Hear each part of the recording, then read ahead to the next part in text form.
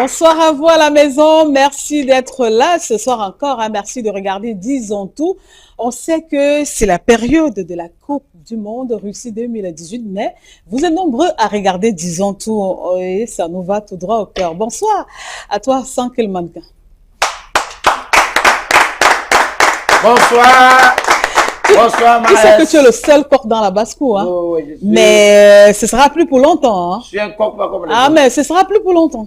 Est-ce que tu as besoin de me dire donc tu peux déjà préparer, c'est-à-dire le sucre qu'il y avait un peu ici là, ça peut déjà commencer à diminuer quoi. En tout cas, on dit que tu peux voir un film, ça t'intéresse, tu gardes les images ça dans ta tête. Même si après le film change, tu as les images. Donc même si après ça change, j'ai le feuilleton de ça dans ma tête. Ah bon? Donc je veux visionner toujours le film où j'ai été le seul coq. Karine, bonsoir. Je sens les applaudissements de ce soir, hein. Vous êtes une ce soir. Comment, tu sens comment? Ah ben je sens, c'est comment ça me transperce un peu le cœur. Ah bon? Ah ben, Karine, yes. Il y a la forme ce soir. Oui, il y a la forme. forme. Besoin de poser la question parce que à travers les applaudissements là, je sens que il y a plusieurs formes. Il y a tout ce qui. Prête pour l'émission? Très prête même. Qu'est-ce qui se passe dans la petite tête, hein? Dans ma petite tête, je suis en train de réaliser un film. Oui. Et le titre, c'est La poule et ses poussins. Bon, mieux vaut-tu le savoir. si tu veux nous envoyer au poulailler, vraiment. Dominique, bonsoir. Bonsoir Dominique. Bonsoir Esther Maël, bonsoir à tous les téléspectateurs de Disons tout. Ravi de te retrouver ce soir. Le plaisir est partagé. Ouais, tu sais que le matin, tu sais là où toi et moi on est. Ouais, nous sommes souvent. Vous et nous, mesdames. 9h, 10h. Oui. Ah ben oui, on parle, c'est spécialement femmes. Il n'y a pas les hommes là-bas. Ça va ce soir Dominique? Ça va hyper bien. Oui. Très très bien même. Alors, le foulard, le chapeau, vous entendez, hein, toujours. Quand il faut laisser les cheveux là. Télépathie. L'alchimie là, c'est. Vous avez décidé de vous voiler la tête. Oui. Hein? En tout cas, ça te va bien. Merci. Voile pour voile, voici pour vous ce soir, Flore. Bonsoir, Flore. Bonsoir Esther. Alors, vous avez décidé de faire le foulard. Oh, juste comme ça, on a et ça vous va à ravir. Très belle avec ton foulard ce soir. Merci, un peu comme toi. Dans le changement de style. En tout cas, on a voulu se mettre à l'africaine pour valoriser ce que nous sommes. Et ça c'est bien, hein? C'est très joli, très en beauté, toute belle comme poupée Barbie. En tout cas, merci. Et ça, j'adore. Alors, prête pour l'émission pour ce soir? Oui, je suis très prête pour l'émission et je profite pour dire un bonsoir à tous les téléspectateurs de Disons tout. Et j'aimerais également féliciter les parents parce que depuis hier, ça se célèbre, Estelle, ça se célèbre dans les chaumières. Ce sont des parents qui ont eu des enfants qui ont eu le BPC, qui ont passé. Donc, vraiment, il y a la joie au quartier. Et je vais dire félicitations aux parents parce que je sais que ce sont les parents, en fait, qui ont accompagner ses enfants jusqu'au résultat qu'on a eu depuis hier. Voilà. Merci Flore. Et justement, c'est de ça que nous allons parler ce soir, les résultats des examens. Parce qu'on sait qu'il y en a qui vont réussir, il y en a aussi qui ne vont pas réussir à ces examens. Et on sait que pendant c'est 9 mois d'école, non? Oui, 9 mois. Un peu comme une grossesse, le temps d'une grossesse. Bien sûr. Le temps d'une grossesse, hein. Grossesse, oui, humaine, pas animale. Et donc, on sait qu'il y a des parents qui font des promesses aux enfants. Oui, papi, mamie, si tu réussis, je vais t'envoyer en France. Si tu réussis, je vais t'envoyer aux États-Unis. Si tu réussis, je vais te faire ci, je vais t'acheter une belle voiture. Tu iras en congé chez la grand-mère, tu vas faire ci. Maintenant, les résultats sont là. Oui, on s'arrête sur les promesses des parents faites aux enfants pendant les 9 mois de classe. Maintenant, les résultats sont là, on fait comment? Alors, je vais commencer par Dominique. Lorsqu'un parent ou les parents font des promesses, parce qu'il y en a qui ont la chance d'avoir les deux parents encore là, lorsque les parents font des promesses aux enfants et que ces enfants réussissent donc à passer, on sait qu'on est en Afrique, on sait généralement comment ça se passe. Après, le parent n'est plus là. Quand l'enfant revient avec les résultats, qu'est-ce que le parent devait faire? Tenir à sa promesse, on leur dit, c'était simplement pour t'amener à travailler. Généralement, je vais parler de mon propre cas. Hein. Mon parent, moi, me promettait des trucs grandioses. Mais Comme quoi? Par exemple, comme quand si tu passes le bébé, t'achètes un téléphone, là, je savais il y a dans ma tête que c'est impossible. Elle pouvait même pas me donner ce téléphone-là. Parce qu'elle n'a pas l'argent pour le faire, ou bien parce qu'elle ne veut, tu dis qu'elle ne veut pas, il n'y a pas la volonté, ou bien parce qu'il n'y a pas de moyens pour ça. Déjà parce que elle me voyait très mal utiliser un téléphone en classe de seconde. Et donc, du coup, c'était juste pour m'encourager. Mais après l'examen, elle se rattrapait quand même avec quelque chose. Donc, c'est pour dire que si un parent promet un truc à son enfant, peut-être après, si après il n'y a pas de moyens pour réaliser cette promesse, il vaut mieux donner quand même un petit truc, faire un petit geste, parce qu'on a quand même promis quelque chose. Il ne faut pas rester les bras croisés, il faut faire un geste. D'accord. Alors, Flore, les promesses faites aux enfants par les parents, est-ce que c'est une bonne chose? Moyen de leur pousser à travailler, ou alors les parents le pensent vraiment? Oui, en fait, quand vous connaissez votre enfant, parfois, ces enfants ont besoin de motivation. Donc, les parents se servent des promesses, en fait, pour galvaniser les enfants. Si vous avez un enfant, par exemple, qui n'ouvre jamais son cahier, ou alors il ouvre à peine, il est démotivant à un certain moment, peut-être déjà à 3 mois d'école, il est déjà épuisé mentalement, et il se décourage peut-être, on ne sait pas. Mais si vous promettez, par exemple, à cet enfant, OK, si tu as ton BPC, OK, je vais t'acheter, par exemple, une tablette. Je vais t'acheter, par exemple, un téléphone, ou alors je vais t'acheter un vélo. Tu aimes le sport, je vais t'acheter des godasses. Vous voyez que vous galvanisez cet enfant, dont l'enfant a la rage de vaincre. Moi, ce que je vais demander aux parents, c'est de réaliser vos promesses.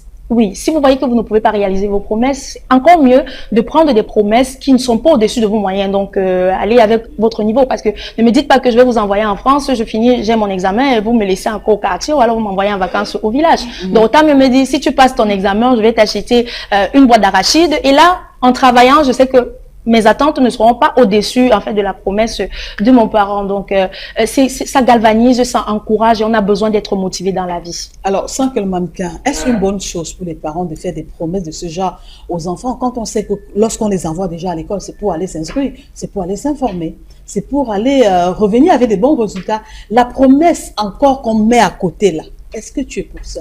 Tu partages, tu es d'accord avec ça? Ouais.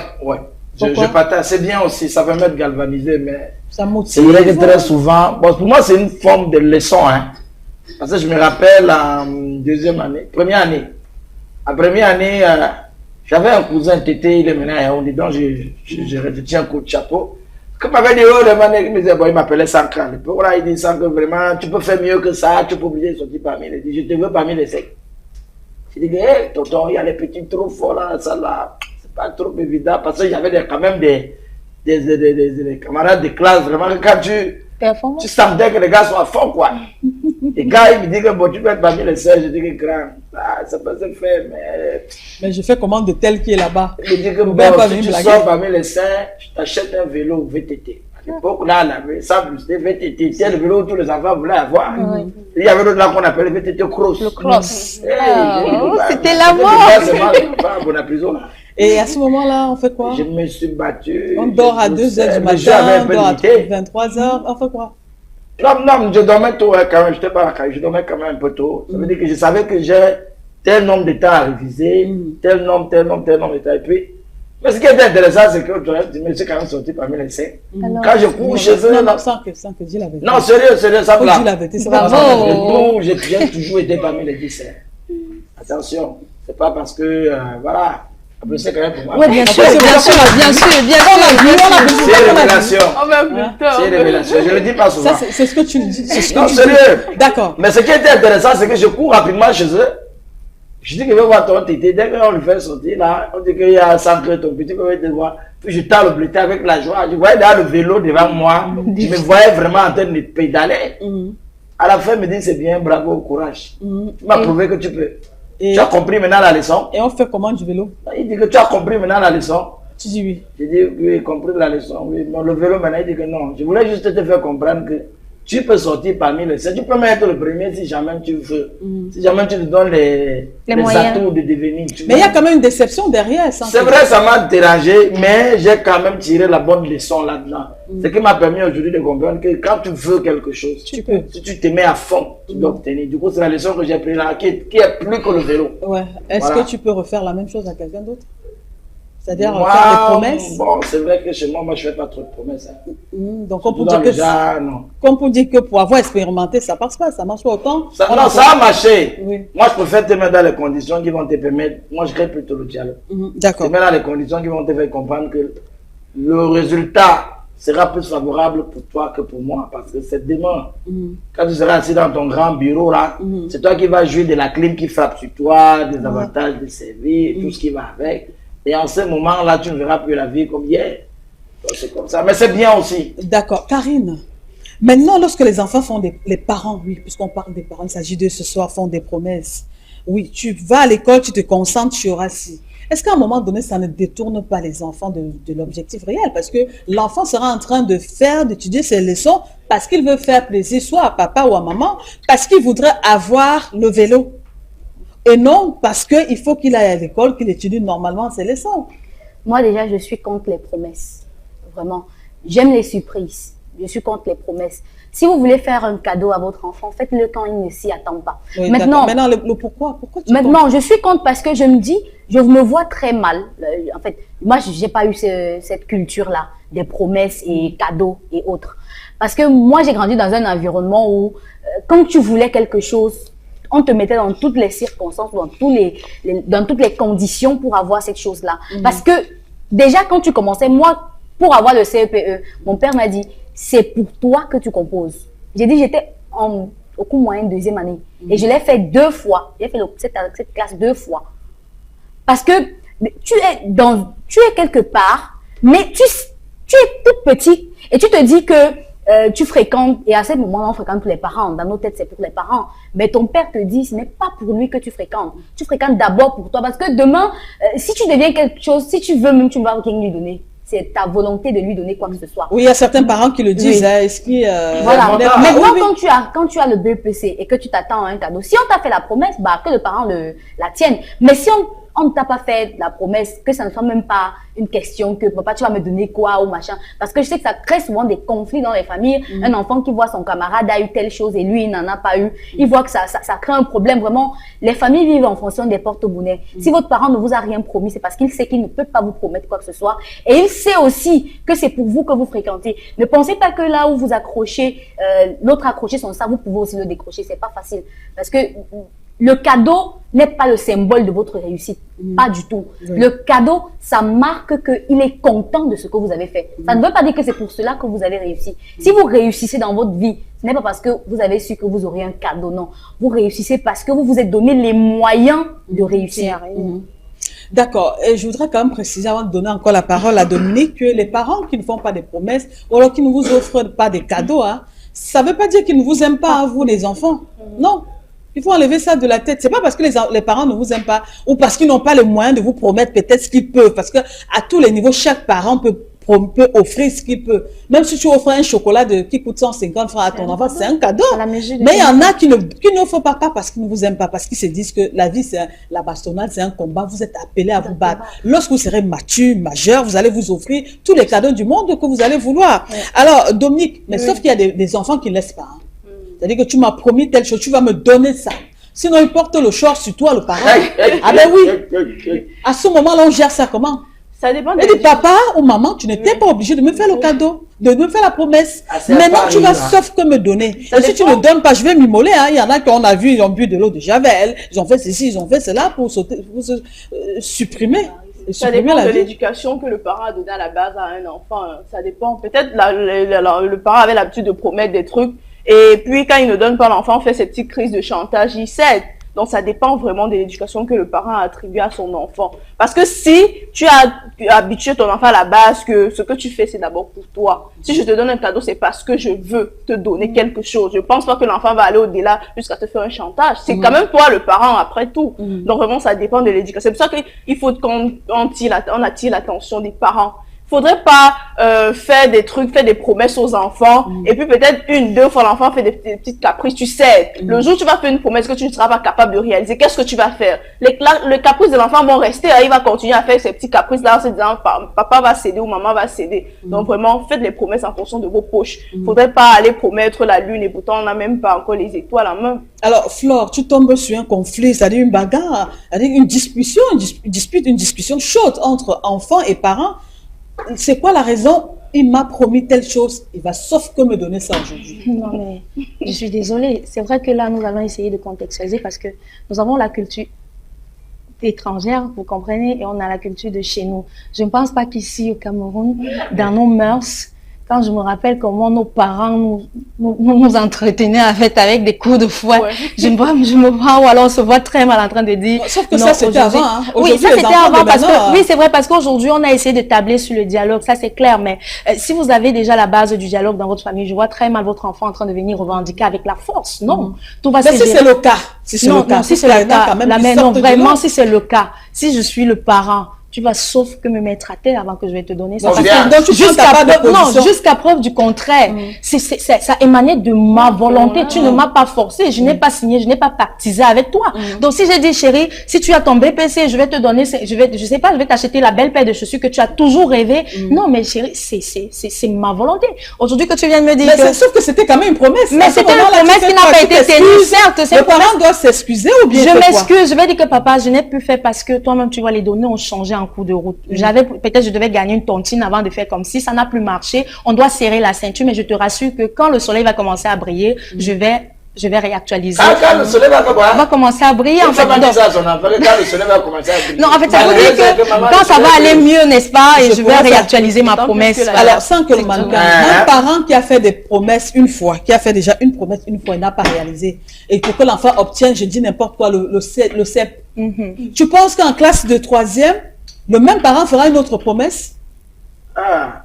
Il y a donc faire des promesses, il faut toujours faire. Quand on commande avec quelque chose, on fait. Mais tu m'as déjà promis quand j'étais au CM2. Tu n'as pas respecté. Maintenant, je suis en classe de 3e, je compose le BPC. Maintenant, tu me fais une autre promesse. Tu penses que ça va marcher? C'était au CM2. De CM2 jusqu'à la 3e, il y a beaucoup d'années. Alors, les choses ont changé. On ouvrir beaucoup de choses dans la. Je veux sauf que tes promesses, si j'ai commencé ça. Maintenant, tu as parlé des enfants qui sont sur le père que tu vas sauf que. C'est les héros. C'est moi là. Ça c'est bien. C'est ici là. Non. Ça commence où? Ça finit où? Ça va même d'abord finir par où? Parce qu'on n'a pas l'idée de là où ça va finir. Parce que ça peut même pas commencer.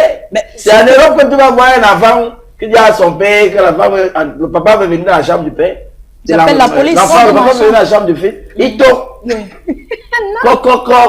Mais Vincent, c'est papa, je peux? Oui. C'est qui a fait ça? C'est toi? C'est à Europe qu'on voit des histoires comme ça. L'enfant dit, papa, je ne veux pas te voir. Allez, s'il te plaît, tu dégages. Non, mais tu donnes sur le bref. Que tu vas me dire que tu vas sauf que me donner à qui? C'est la culture.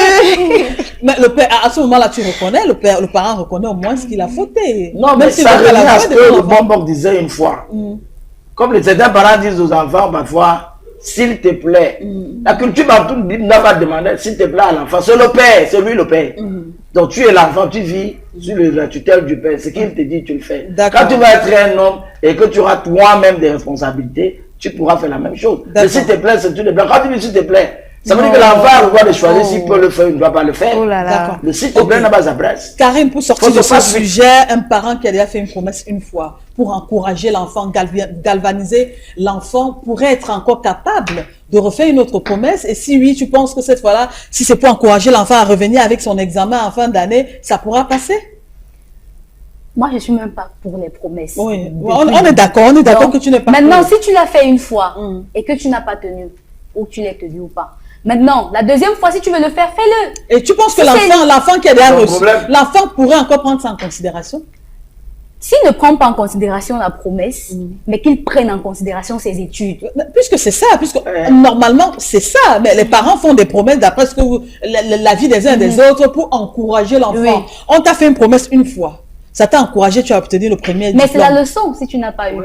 Si la première fois tu n'as pas eu de cadeau, C'est la leçon. Ouais. Que ne fais pas des choses en attendant qu'on te donne des rewarding. Non, sache que à la fin, c'est d'abord pour toi. Parce que quand tu réussis, tu jubiles avec qui? Avec tes amis. Je suis ton ami. Non, mais c'est tout mais tu es parent, Tu jubiles avec tes amis. Moi, je suis content parce que mon ami peut venir, je me vante que mon enfant a eu un examen et je lui donne une bière. C'est tout. Mais à la fin, est-ce que vous ne pensez pas, vous ici et à la maison, qu'il vaut mieux dire la vérité aux enfants? Mon enfant, qu'on peut tenir un autre discours à l'enfant et que ce discours-là passe? Moi, je n'ai pas le devoir de dire la vérité à mon enfant. C'est même pas un devoir pour moi. Mon devoir, c'est de faire en sorte qu'il soit bien éduqué. Et l'éducation passe par quoi? L'éducation passe par tout ce que je lui apprends. Si je lui apprends que dans la vie, tu peux avoir des promesses qu'on ne tient pas. C'est clair, c'est normal. Partout, il aura ça. Il pourra travailler et ne pas avoir de salaire parfois. Il saura qu'il y a des promesses qu'on ne peut pas tenir. Oui. Mais est-ce que c'est être honnête avec soi-même à ce moment-là? Tu es honnête avec comme soi-même, ça. vous Comme ça, pensez? tu es honnête. Tu es honnête? Oui, comme ça, tu es honnête. Quand tu dis à l'enfant qu'on peut te faire... Ne lui dois pas de cadeau. Si je ne réalises paye pas son école, l'État la société va dire j'ai mal éduqué mon enfant, je n'envoie pas à l'école et tout. Mais si je ne lui donne pas de cadeau, personne va venir tirer sur moi. Ok, mais si tu lui fais la promesse que tu ne réalises pas, à ce moment-là, c'est bien. C'est une promesse de cadeau, c'est un matériel, on peut brûler, on peut jeter. En tout cas, tout le monde aime beaucoup. J'ai fait la promesse, le tour si ça passe pas, l'autre tour encore, on demande si je vais encore faire. Je te fais la promesse, si ça t'énerve, c'est ton problème. Si ça t'énerve, c'est ton problème. Regarde tout le monde, c'est quoi?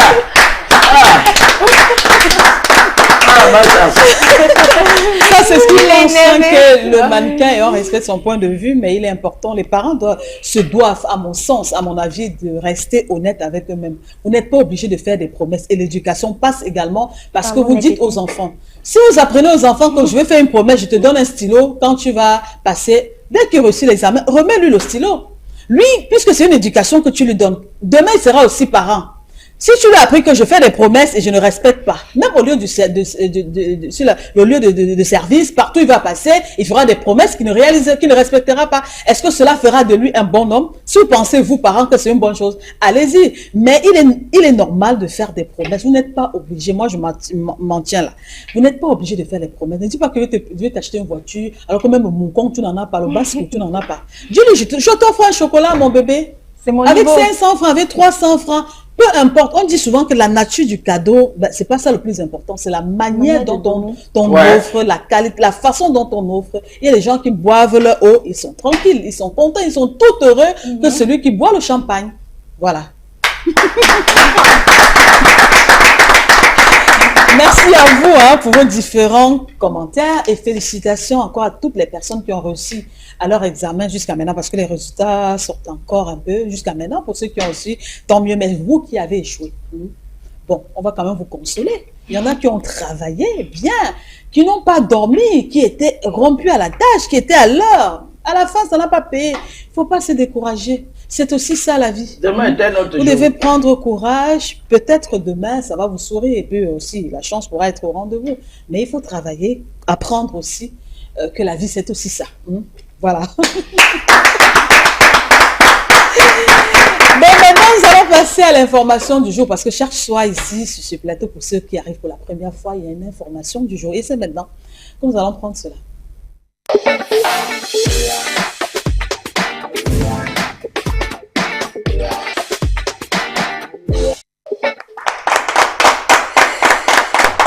Voilà, j'adore les applaudissements de ce soir. Vous êtes Dominique, on y va avec l'info du jour.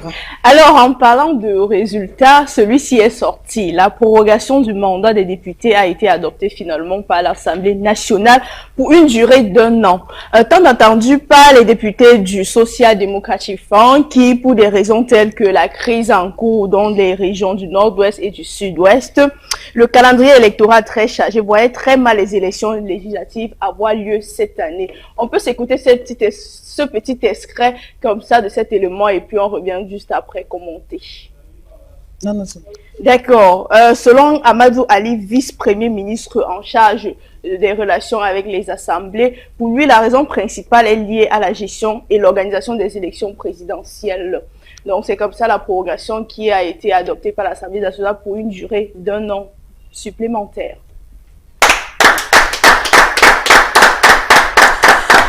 Merci beaucoup Dominique pour cette info du jour. Maintenant, on va tenter à chacun d'entre nous de pouvoir donner son commentaire là-dessus. Je commence par Karine. Alors, Karine, voilà donc la prorogation pour 1 an. C'est vrai qu'ils se sont réunis hier. Hein. Au sorti de là, on a obtenu la prorogation pour 1 an, pour ce qui est des législatives. Alors, maintenant, les raisons évoquées, les raisons évoquées, est-ce que Karine pense qu'elle est satisfaite par rapport à ces raisons? Non, je ne peux qu'être satisfaite. On s'y attendait. Depuis la session parlementaire dernière, on s'y attendait bien qu'on arrive à une prorogation de mandat des députés parce que avec les problèmes anglophones et les élections présidentielles qui vont se tenir bientôt, c'est pas évident de mélanger le tout et de faire des élections. Donc, mais sauf qu'eux, ils ne font pas état, ils ne mentionnent pas que c'est un problème, que c'est le problème anglophone. C'est le SDF qui, lui, pense que ce serait le problème anglophone. Mais pour eux, c'est le rapprochement entre les 3 élections. Oui, toujours est-il que c'est une raison. Oui. C'est une raison qui tient la route. Et si ça a été décidé par les personnes là qui sont la voix du peuple, je pense qu'ils ont compris que c'est de ça qu'il est question. C'est de ça qu'on a besoin en fait. Alors, le mannequin des mannequins. Karine, elle pense que c'est une raison, le rapprochement des élections. Il y a quand même 3 élections législatives, municipales, présidentielles. Mais sauf que ce n'est une surprise pour personne. Voilà.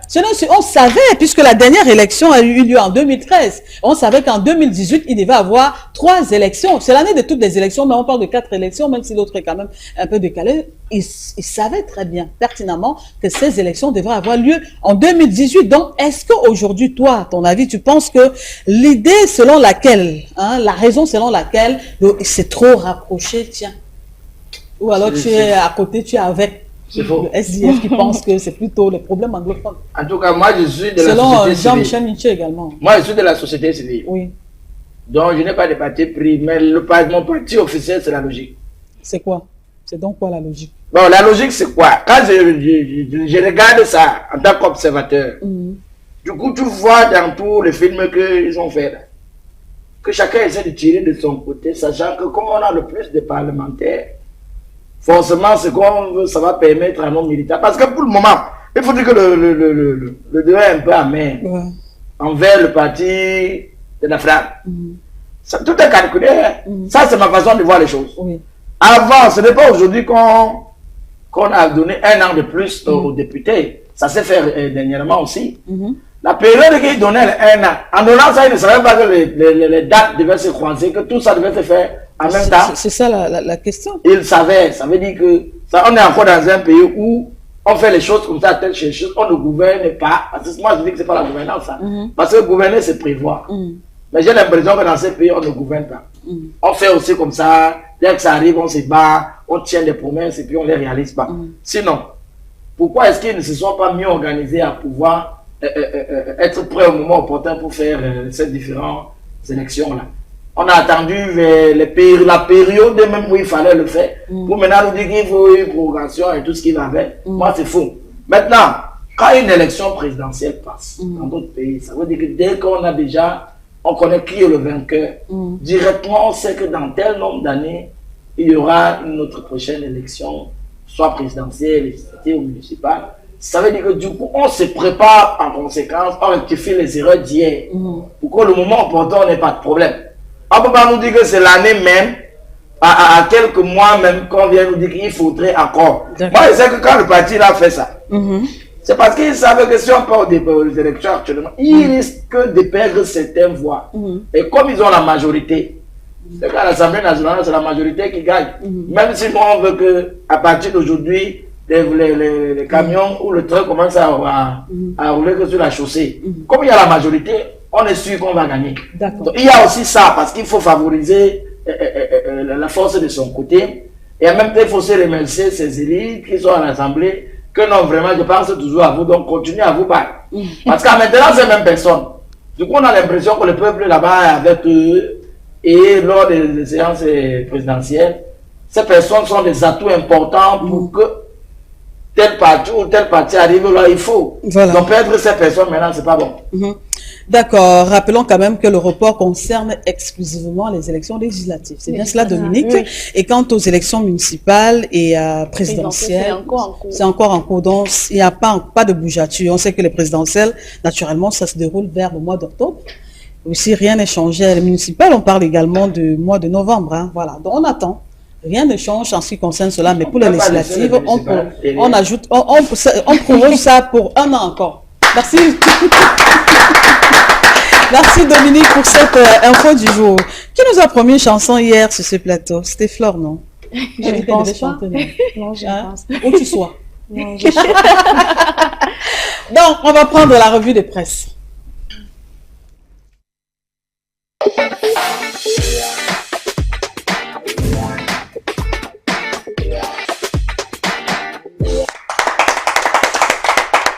Papa Oulaye! Oula! Papa Oulaye! Oula! Toi le mannequin.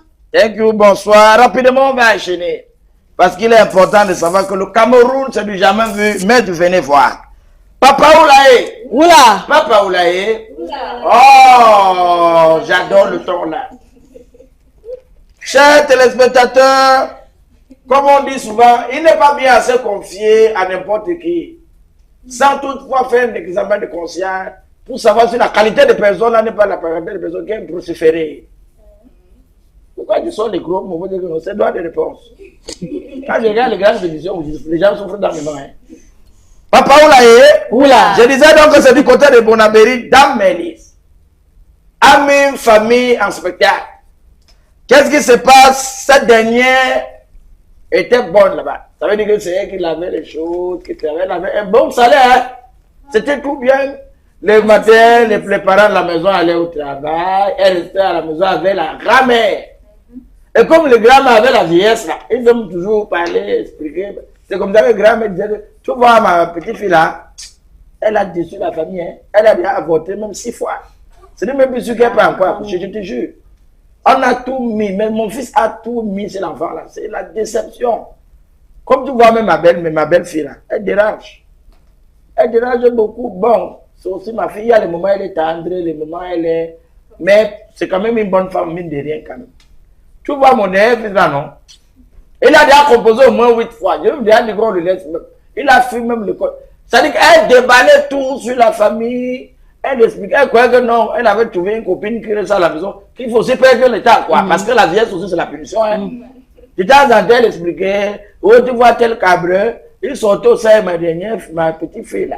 La dernière, là. Personne ne connaissait dans la famille, hein. Il avait même enceinté. Elle expliquait tout. Tous les projets que le père fait, qu'elle a même expliqué comment une fois, sa belle-fille a même surpris son fils, qu'il avait une autre femme dehors. Ils ont failli se séparer.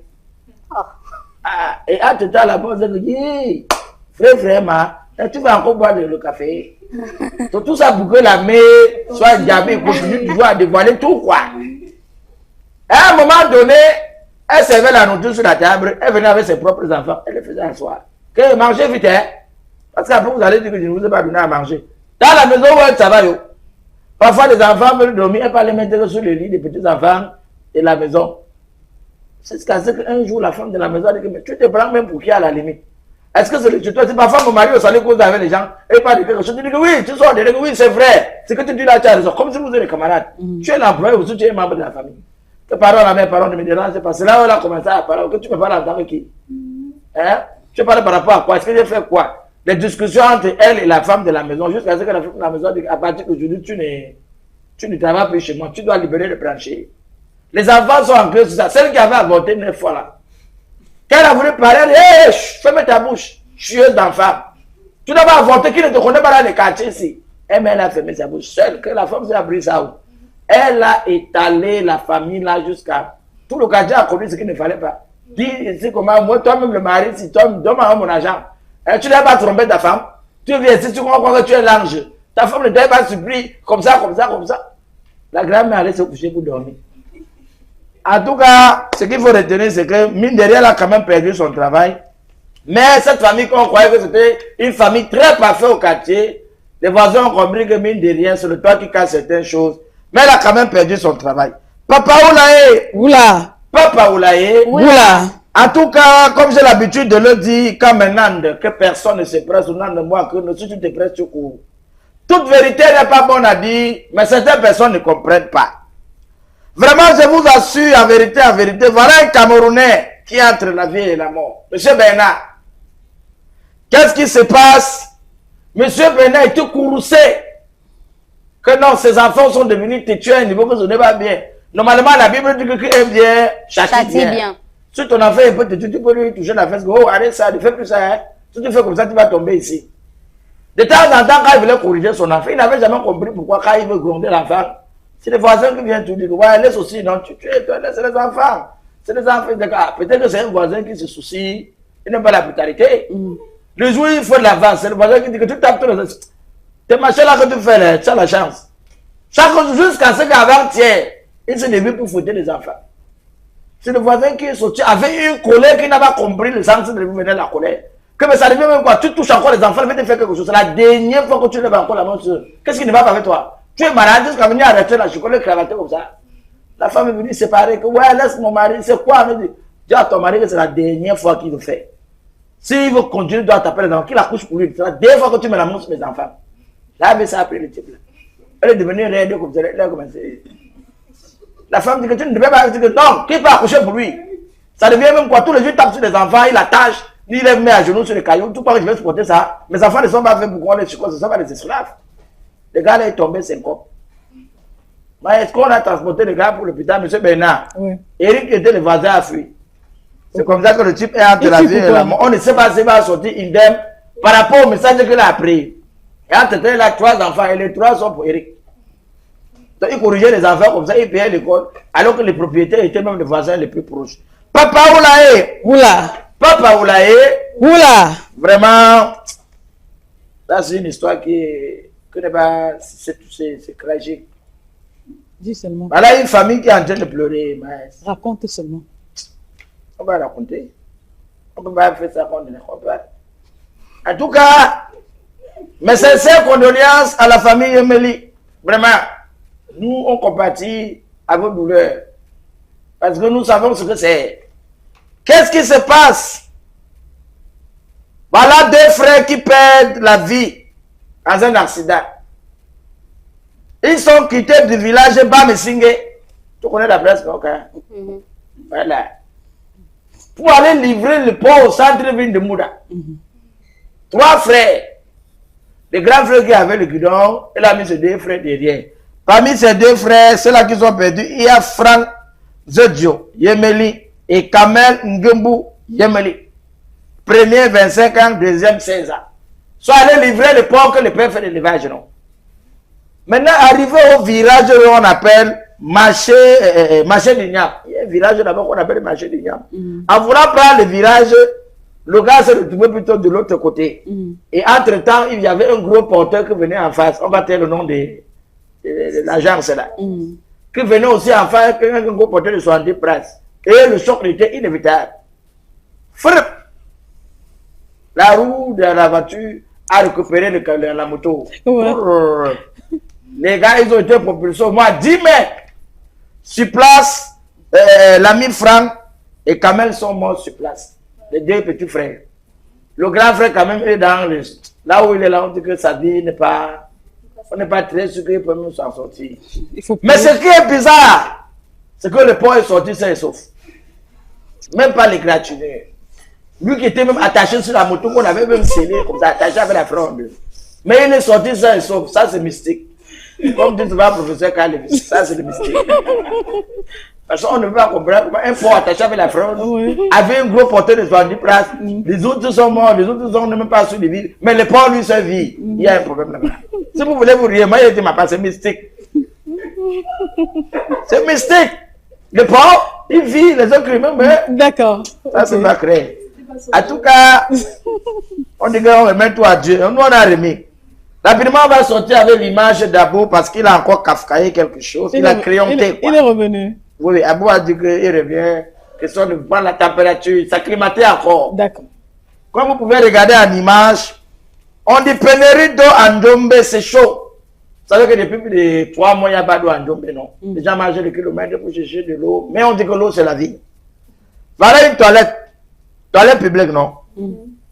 On a écrit là occupé. Ça veut dire que celui qui est entré là a mis occupé. On ne sait pas combien de temps il a déjà fait. Mais quand on regarde le monsieur qui est devant là, on comprend que non. Celui qui est là-bas en train de voir un feuilleton. Voilà le premier qui dit, pardon, dès qu'il sort, tu me laisses entrer. Ma part de diarrhée là, c'est devenu brutal. mes reins vont lâcher. Lui, il a pris qu'avec des bras pour dire que là où il est là. Vous voyez sa position, non, le cou est devant. Parce que s'il enlève les bras, il peut tomber. Ou bien tout va sortir, quoi. Et on a le second qui dit, sans te mentir, je ne peux pas.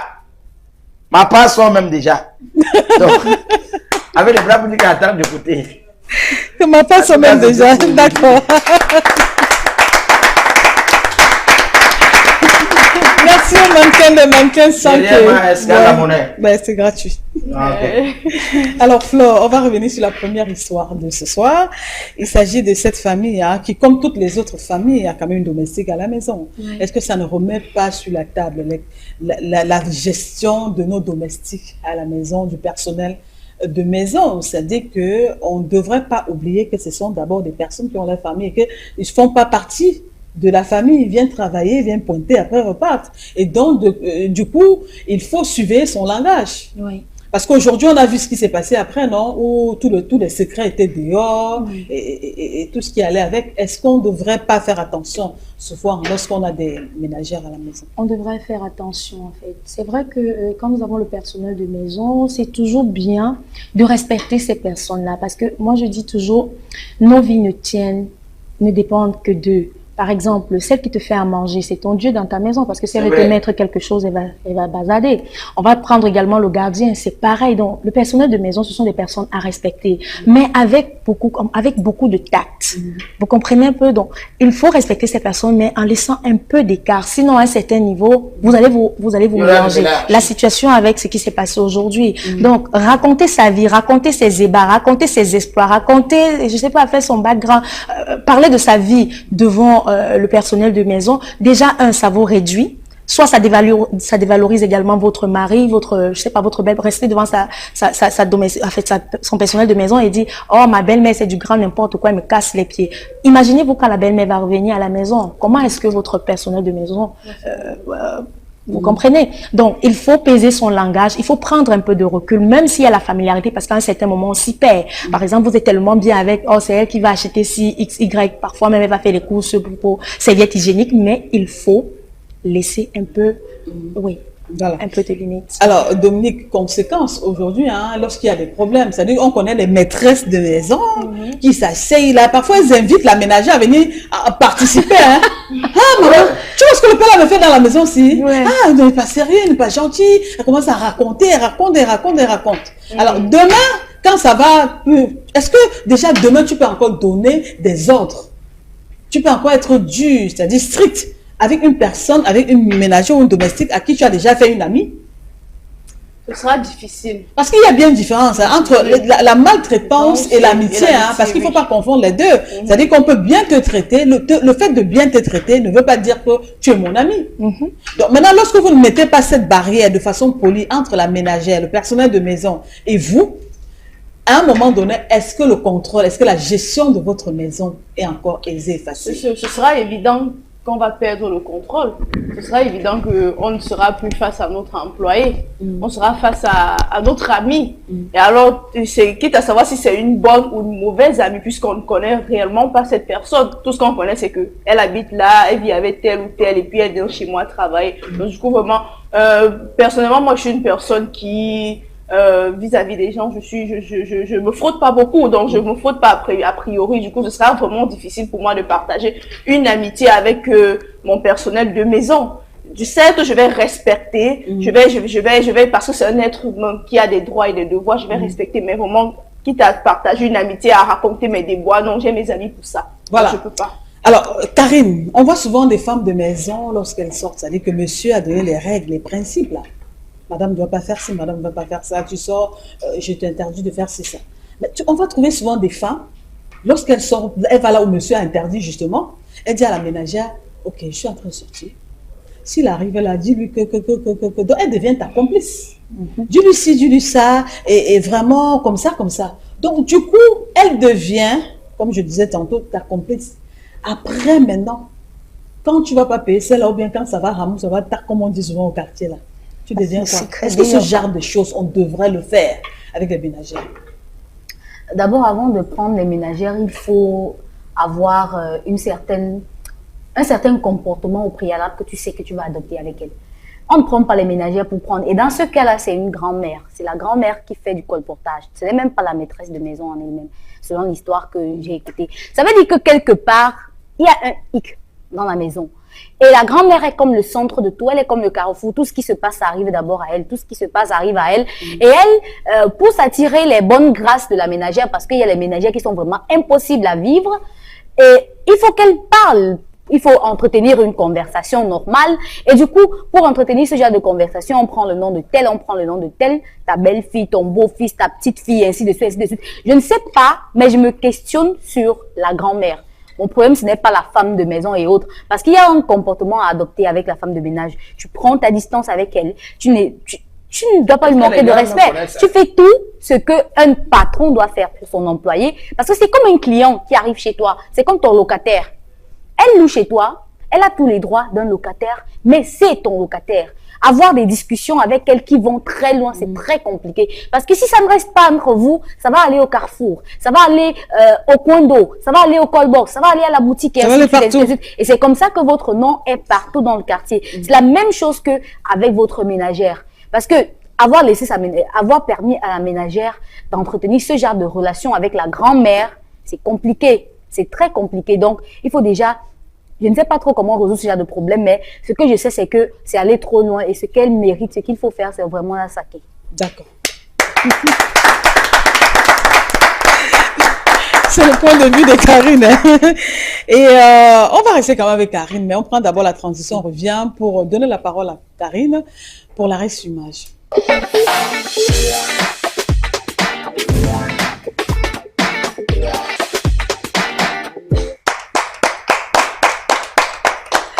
Et voici donc venu le moment de prendre cet arrêt, Karine. Alors, Karine a prévu quoi? Elle a préparé quoi pour nous ce soir? Aujourd'hui, c'est un événement triste qui s'est déroulé à Ndokbon, précisément. L'arrêt sur image que je vous propose ce soir concerne un incendie qui a eu lieu à Ndokbon, c'est dans l'arrondissement de Douala 5e. Le feu a ainsi décimé une raffinerie appartenant à un GIC et les causes ne sont pas encore définies, mais on va dire qu'il y a d'importants dégâts matériels, mais aucune perte en vie humaine. Yes. Merci Karine pour cette image, même si elle est triste. Et ça fait mal, on a le pincement au cœur. Hein, quand on voit des personnes qui investissent et après tout ça, ça s'envole en fumée. Alors, sans que le mannequin, on va revenir sur ça. Court-circuit, mauvais branchement anarchique. Je ne sais pas, on en parle très souvent ici, mais aujourd'hui, on va encore dire quoi? C'est vrai, on parle tout le temps, mais ça entre toujours quand même dans ces pays. Souvent, on ne sait pas si c'est le court-circuit, on ne sait pas si... Il y a une main invisible derrière. On ne sait pas si c'est une main invisible. C'est un règlement de compte. C'est un règlement de compte, mais en tout cas, moi, je ne vais pas me baser sur la main invisible. Moi, je vais profiter pour déplorer la qualité du matériel qu'on retrouve dans les quincailleries aujourd'hui. Parce qu'aujourd'hui, vraiment, il y a des fils électriques quand vous achetez. Vous-même, vous faites comme ça se coupe seul. Avec ta propre main, tu tires avec toi-même, tu peux... Ça se coupe seul. Et il y a des rallonges qu'on achète aujourd'hui, dès que vous branchez. À un moment, tu touches, tu crois que c'est le fer à repasser que tu as touché le bas. Que ça brûle, ça fond même. Ces gens de filles-là vont créer des courts-circuits parce que quand ça va fondre, quand la phase vont se croiser à l'intérieur, du coup, ça peut donner ce que ça donne. Aujourd'hui, on a plus de la chintoctérie qui se trouve dans les coins de la rue un peu de partout. Je préfère que tu dises bas de gamme parce que les Chinois, comme vous voyez là, ils font des hauts de gamme. Mais c'est chinois. Non, Shintok, c'est quoi? Shintok, c'est celui qui te comprend, je comprends. Je ne peux pas dire que les Chinois. On a coutume de dire ça, c'est le Chinois. Oh, je rappelle que les Chinois font tout. Ils fabriquent le matériau pour toutes les bourses. Si tu veux la bonne qualité, le Chinois va te proposer ça. Si tu veux le moyen, il te donne. Le petit te donne. Non, c'est que la majorité des entreprises dans le monde, les propriétaires d'entreprises, ils ont des entreprises basées en Chine, tout ça. Ils ont fait l'authentique là-bas. Ça ne voudrait pas dire que c'est les Chinois, ce sont ces sociétés qui appartiennent à d'autres personnes qui sont basées en Chine. Maintenant, comme la chintoctérie est la photocopie de l'original, maintenant il faut dire qu'il y a la photocopie, 3 versions, première version, deuxième et troisième. Mais très souvent, on n'a que la troisième, voire la quatrième génération que l'on trouve. Moi, ce qui me dérange le plus, c'est comment ça fait pour entrer. est-ce que on ne se soucie pas des consommateurs? Parce que quand on se soucie d'un consommateur, on s'arrange à ne pas mettre à sa portée un produit de mauvaise qualité. D'accord, sans que je ne vais pas te couper, mais sauf que nous, on sait déjà pertinemment qu'on laisse tout entrer dans notre pays. D'accord? Maintenant, quand tu arrives au rayon, tu as le choix. Il y a des qualités, il y a des hauts de gamme, des moyens de gamme et des bas de gamme. Est-ce qu'à la fin, toi-même, le Camerounais ne peut pas déjà comprendre qu'on est abandonné à notre triste sort et que désormais, au lieu d'acheter ce qui coûte 2000 francs, je dois peut-être faire un petit effort, j'achète celui qui coûte 12 000 parce que avec celui-là, je ne cours pas le risque de ci et de ça. Parce que si on continue à tenir le discours, on laisse entrer, on fait ceci, on fait ça, est-ce qu'on va arriver? Voilà, on va assister à on verra les images comme ça le plus souvent. Du coup, tu interpelles ma personne. Oui. Et rapidement, je vais réagir. Réagis. Maintenant, quand tu dis qu'il faut laisser, tu dis que oui, parce qu'on sait déjà, Quand auprès d'une université, vous avez les bars sur tout le long de la rue, des deux côtés. Vous vous attendez à ce que ces étudiants ne puissent pas même un jour s'asseoir là-bas. Ils vont s'asseoir. Les torts, les responsabilités sont partagées. Non, attends, je viens, parce que tu as appelé ma personne. Oui, tu as réveillé le génie. Oui, on a encore de 30 secondes pour ça. Obligatoirement, c'est pourquoi aujourd'hui vous allez à la cité, il y a plus de jeunes et plus des élèves et les étudiants de ce côté qui fréquentent ces endroits. C'est rare de trouver les pères là-bas. Ouais. Parce qu'on a mis à la portée de ces jeunes ce qui doit les détruire. Maintenant, revenons au matériel. Si vous vous arrangez en sorte que c'est le mauvais qui entre, si vous vous arrangez en sorte que la vie devienne de plus en plus chère, le SMIC au Cameroun, c'est combien? On parle de 35 000, 36 000, 36 200. Et vous voulez que quelqu'un achète une prise de 12 000? J'ai demandé à un cardinal d'origine dernièrement, il me parlait de 12 000 francs CFA. Vous allez penser qu'un vigile qui touche 40 000 va acheter le cardinal et 12 000 avant d'acheter d'autres choses. C'est très compliqué. Ça devait être favorable si on avait permis aux Camerounais de se sentir bien dans la poche. Ça devait faciliter d'acheter la qualité. Ok, merci. Voilà. Merci. Merci beaucoup, 5 matin. Merci à toi, Karine, pour cette rubrique, l'arrêt sur image. Merci également à vous, mesdames et messieurs, parce que c'est ici que prend fin cette autre édition de Disons Tout de ce soir. On se retrouve demain à partir de 19h. Merci à toute l'équipe technique qui a travaillé dur pour que cette émission ait lieu ce soir. Au revoir et à demain.